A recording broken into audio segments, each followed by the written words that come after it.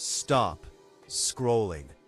This cruiser is quietly flipping the whole middleweight bike game upside down, and almost nobody is talking about it yet.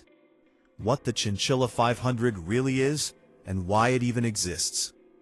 The Chinchilla 500 is a mid-size, retro meets modern cruiser/bobber that's built around a liquid-cooled V-twin motor and aimed straight at riders who want that low, stretched-out classic cruiser attitude, but without giving up modern tech like LED lighting, upside-down forks, ABS, a digital dash, and a price tag that doesn't punch your wallet in the face.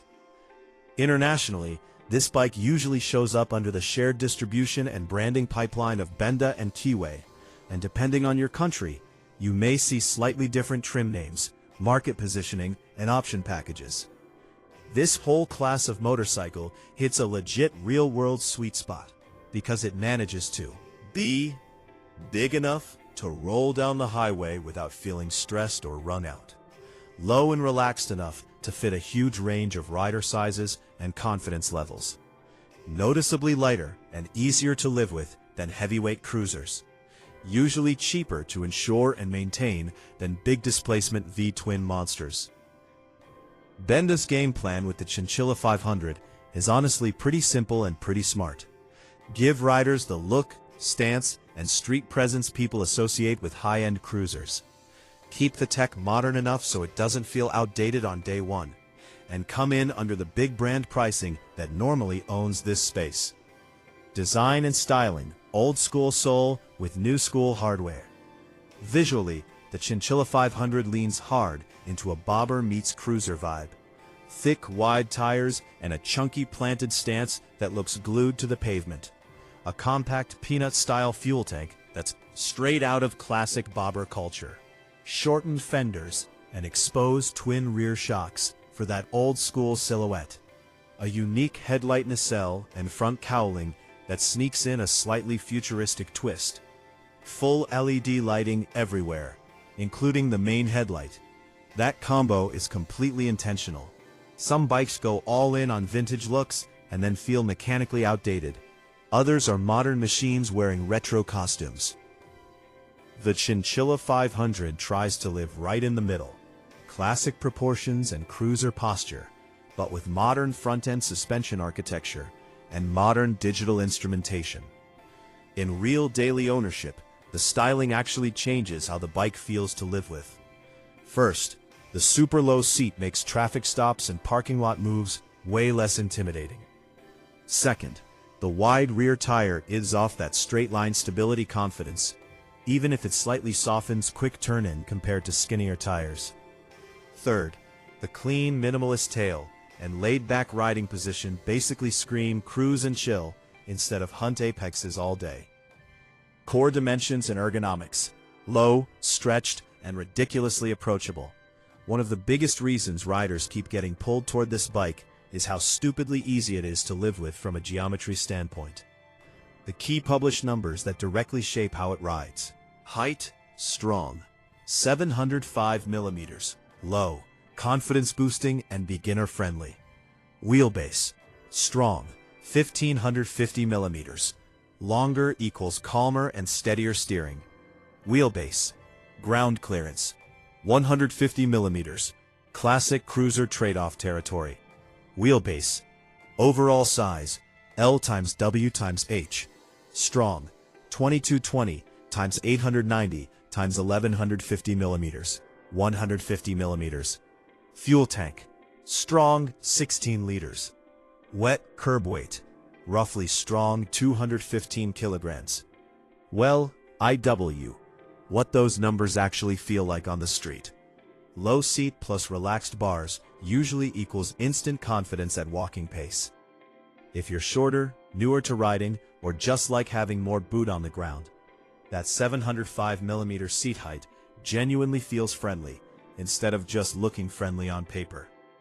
The long wheelbase and solid curb weight translates straight into stability.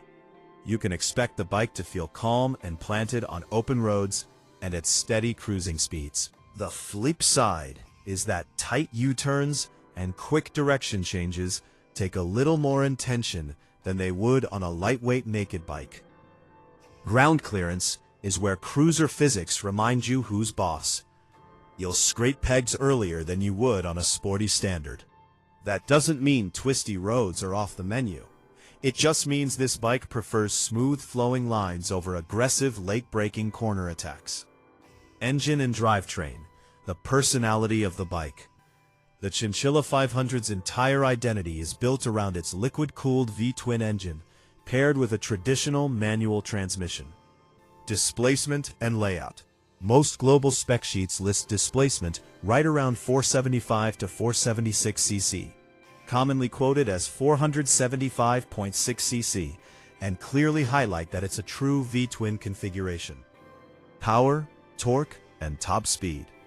Commonly published figures land around power, about 47 horsepower, torque, about 42 Nm, top speed, roughly 145 km per hour. That puts the bike squarely in the middleweight cruiser performance lane, strong enough for highway work and easy passing, but not so wild that newer riders stepping up are suddenly overwhelmed. Mid-video wake-up hook and micro pause. Wait. Here's the part almost everyone misses when they judge this bike just by looks. The transmission and drivetrain are secretly one of its biggest selling points. Mid-video wake-up hook and why a real manual matters on this bike. Benda positions the Chinchilla 500 as the choice for riders who actually want a proper 6-speed manual gearbox, especially compared with smaller models that lean toward automatic or CVT setups. A manual gearbox really matters here for two very real-world reasons. B. You control engine braking and throttle response. Cruisers are usually ridden smooth and predictable. Being able to pick your gear lets you fine-tune pace and feel, especially in rolling traffic or hilly areas. It fits highway riding better. With 6 gears, you typically get a calmer top cruising gear compared to 5-speed layouts. That usually means lower revs, reduced vibration, and a more relaxed feel at sustained speed. Belt drive, clean, quiet cruiser energy. Many spec listings for this family of bikes emphasize cruiser-style driveline choices, including belt final drive in this segment's positioning. Belt drive is popular because it's clean, quiet, and generally low maintenance compared to chains for daily street use. It also fits the whole relaxed cruiser ownership vibe perfectly. Chassis, suspension, and tires. Stability first, style always. Suspension layout. The Chinchilla 500 is typically listed with upside-down USD fork up front, twin rear shocks in the back. That mix is deliberate. The USD fork visually and technically signals modern performance hardware, while the dual shocks preserve the classic cruiser and bobber look. From the rider's seat, USD forks generally give a more planted and confident front-end feel. Twin shocks are simple to maintain and visually fit the bike's identity, even though ultimate rear control depends heavily on damping quality and tuning. Tire sizing and stance. Commonly published tire sizes. Front, 150/80/16. Rear, 180/65/16.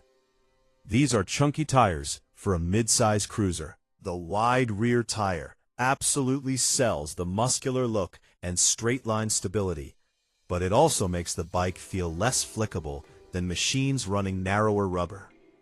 Brakes and safety. ABS actually matters. ABS is standard on the Chinchilla 500 in most global listings, and that's a huge deal for everyday riding. Some spec sheets also list front brake, 320mm disc with a 4-piston caliper, rear brake, 260mm disc with a 2-piston caliper. In real life, ABS is your safety net on wet roads, dusty intersections, and surprise panic stops. Disc size and caliper specs look competitive for the class, but lever feel and ABS tuning are just as important as the raw hardware. Dash, lighting, and tech, modern where it actually counts. Depending on market and trim, Benda highlights modern display tech, often a color TFT dash, as part of the bike's longer distance manual rider positioning. All LED lighting, including the headlight, is consistently mentioned and brings real benefits. Better night visibility, lower power draw, and a clean modern look that actually fits the mixed-era styling. The reality check on global specs. Feature lists vary by region. One market might get a higher spec display, another might get a simpler dash. Trims and bundled accessories change. Emissions compliance can slightly affect throttle response and peak output. Bottom line, treat international variations with careful attention.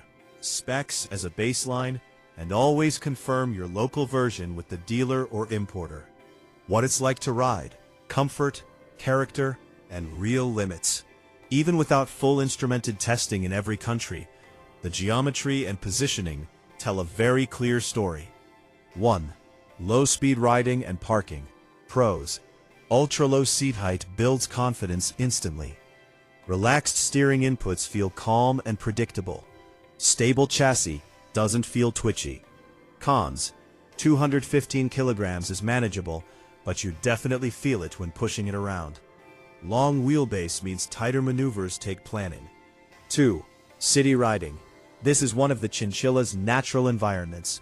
You sit down in the bike, not perched on top of it. Upright torso gives decent traffic visibility. Torquey V-twin character suits stop and go. Riding. Pause. Highway cruising. With a claimed top speed around 145 kilometers per hour, this bike is built to belong on the highway. Wind protection is minimal in stock form, so many riders add a small screen. The 16-liter tank is solid for the segment, but real range depends heavily on speed and riding style. H3, 4. Twisties and lean angle. Cruiser physics show up right here. Ground clearance and peg placement limit lean sooner. Wide tires feel planted, not razor sharp. Lean scenic. Smooth rhythm and flowing lines are the sweet spot. HR. Ownership reality. Fuel, service, and parts. Some spec aggregators quote average fuel consumption around strong 4.5 liters per 100 kilometers, though real numbers depend heavily on speed, riding style, and local tuning. With a 16-liter tank, that suggests a practical few hundred-kilometer riding range for most riders. Wide tires and 115-kilogram bike mean rear tires may wear faster than on lighter machines. Replacement rubber can cost more than commuter-class tires. Dealer and parts availability is very region-specific.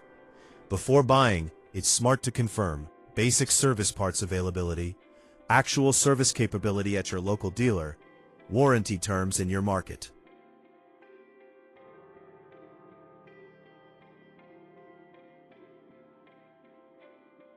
H2.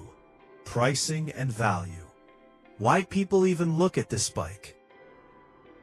The Chinchilla 500 grabs attention because it undercuts many mainstream cruisers, while still offering a spec sheet that looks premium on paper. V-twin engine, USD fork, ABS, LED lighting, and a very low seat. In many European and UK contexts, pricing typically lands in the mid-thousands in local currency, depending on trim and year. The value pitch is simple. You get cruiser presence without big brand cruiser money. You still get modern essentials instead of bare bones hardware. H2. Comparisons, what it competes with. H3 versus Honda's Rebel 500. Honda's Rebel is famous for its massive dealer network, strong resale value, and ultra-refined ownership experience backed by Honda. The Chinchilla 500 tries to win on visual drama, V-twin character, and aggressive spec for price value. If long-term resale and a huge support ecosystem matter most, the Rebel is the safe move. If you want something bolder and more emotionally styled, the Chinchilla becomes very interesting.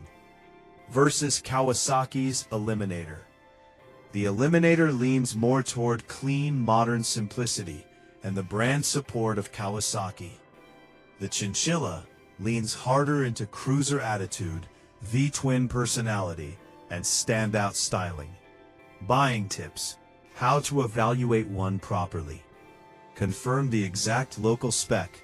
Verify ABS and dash type. Sit on the bike for at least 10 minutes. Ask about routine service parts. Check local tire pricing and availability.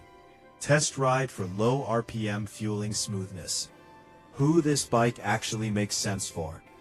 The Chinchilla 500 fits best if you want a genuinely low and confidence-building riding position. V-twin style and feel without big bike intimidation. Pricing: a cruiser that visually stands out. It's less ideal if you want maximum lean angle and sporty clearance. The deepest possible dealer network everywhere. Quick spec recap. Engine 475 to 476 cc liquid-cooled V-twin. Power torque 47 HP, 42 Newton meters. Top speed 145 kilometers per hour. Seat height 715 kilograms. Wheelbase 1550 millimeters. Ground clearance 150 millimeters. Fuel capacity 16 liters. Tires 150/80 to 16 front, 180/65/16 rear. Brakes 320 millimeters front, 260 millimeters rear with ABS. Before you lock in a Rebel or Eliminator, hit your local dealer and sit on the Chinchilla 500 first. Because once you feel how low, planted, and surprisingly premium this thing feels for the money, you might completely change what you thought your next bike was going to be.